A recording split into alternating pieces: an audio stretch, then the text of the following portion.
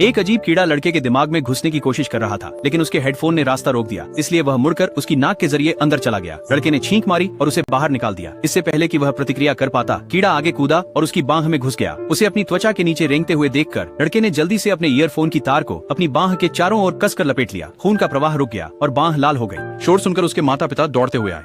उन्होंने देखा कि उनका बेटा अपनी ही बांह बांध रहा था। लड़के ने जोर देकर कहा कि उसके शरीर में एक कीड़ा घुस गया है, लेकिन जब उसने अपना हाथ दिखाया तो वह बिल्कुल ठीक लग रहा था। उसके पिता को लगा कि वह नशे में है।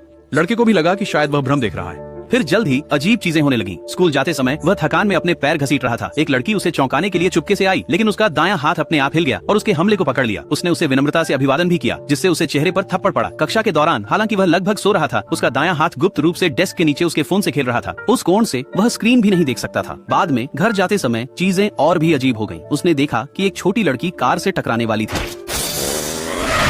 उसका दायां हाथ उसके सोचने से पहले ही प्रतिक्रिया कर गया, उसे बचा लिया। लड़का डर गया था, उसके हाथ में कुछ गड़बड़ थी। वह घर भागा, दरवाजा बंद किया और दराज से एक छोटा चाकू निकाला। जब हाथ से एक हकलाती आवाज आई तो प्राणी ने स्वीकार किया कि वह असफल हो गया था, लेकिन उसने पहले ही उसका दायां हाथ खा लिया था। हैरान लड़के ने उस पर वार किया।